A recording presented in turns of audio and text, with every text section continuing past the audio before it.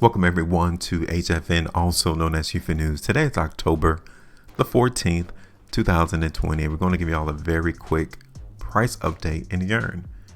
It's been about 6 days. Last time I did a video in Yearn was on October the 7th. So about 7 days of what we expected the trap to do. And you can see, for the most part, it has occurred. Now, as I give you this update, before I do, let me plug you and stating that if you guys appreciate our content and our videos, make sure before you go that you hit the like button, subscribe to the channel. It's a whole purpose and premise to give you all the forecasts and prediction that you can also learn for yourself, and that you don't have to believe what anybody else tells you. The truth is on the price chart, and once you're able to dissect and intertwine what's actually going on, you can actually maintain and get profits from the market. Also, we do have links to our other social media platforms, even our own website. Take the opportunity, go out there, look, and join us if you want to participate and become a part of our community as well. Now, as you can see, we expected the market in Yearn to go lower. Now, the thing is, nobody expected it to move that low, because the next day, the 8th of October, the market came and hit our TP area ultimately.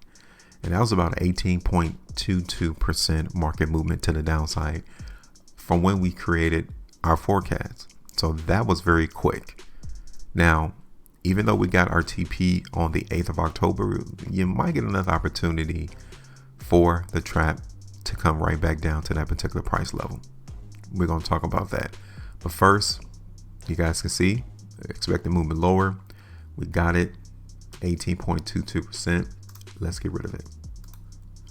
Now, one thing I wanted to show you is very important. It's because this volume that came in on October the 8th should have led to a massive continuation of movement higher in price. That's what should occur. Now, following, did that really happen? It did not. The market here in Yearn, the trap is still telling me, and it's telling all of us, that that strength that came in on October the 8th, it was fake. It wasn't real. It was false. So that weakness that started in Yearn all the way back at market highs in September, which shown itself again on the 27th of September, is still in play today. No doubt, it is still here. So the question is, we now see that $16,000 is not being maintained as support. Okay, it did on October the 4th, and then again on the 6th.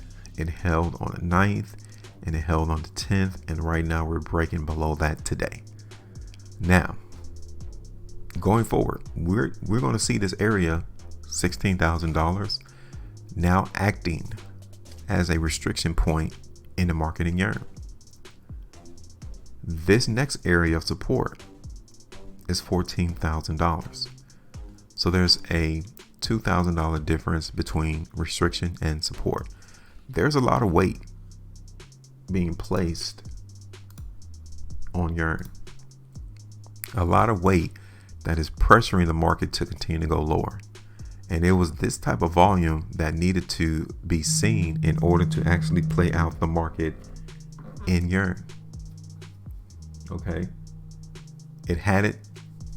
We need to see that much volume in Yearn to really play out in order for us to stop the market movement from continuing to go lower. We needed to see this volume, and we got it. But there's still weakness here.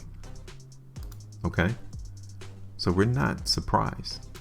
We're not expecting the market strength to really be placated or plotted on this price chart. Not yet. It is just not here. Okay.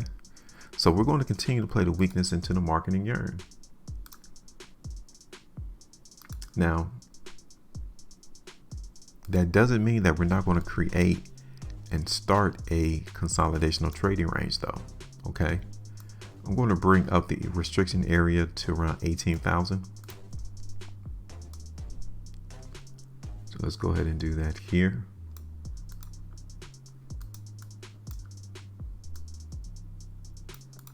And we would TP the market around $14,000 because I told you already that that area is holding the market for support. But given how we have not seen the trap act on what occurred on the 8th, that $14,000 area can definitely go a lot lower. Okay. So this is it. There's no strength right now in Yearn. We still have some weakness to contend with, to be exercised, to be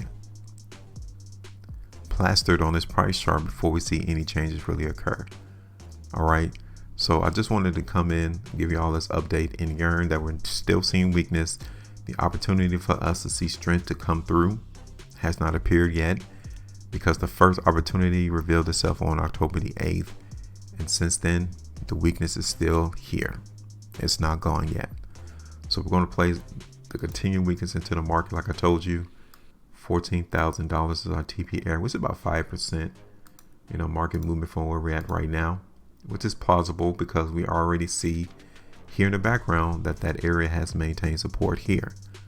But seeing how it did not capitalize, how the trap did not capitalize on that strength that came in on October the 8th, we're going to extend it down just a little bit lower as the next level of support, which would be about 17.75% profitability. Okay, so this is our expectations of what we expect the trap and how we expect him to perform. Okay, now it's your turn. Where are we headed? The market should not be complicated. The market should not be confusing. You should not be having 12 indicators on your price chart just to get an idea as to where a market is going to go. There's only 3 ways: up, down, sideways. That's the only way the market can ever go. And once you realize that you don't need to have these pointless indicators on your chart, or you don't have to speak these technical jargon that so many people try to indicate their expertise, which they really don't. It doesn't require all of that. You got to ask yourself the question, what was the market doing back in the early 30s, in the early 40s when we had the exchange? How did they know price movement? How did they know when the first price charts start to come out? How did they look at prices without these thousands of indicators being created seemingly almost every day? Think about that. So it's your turn. Where are we headed?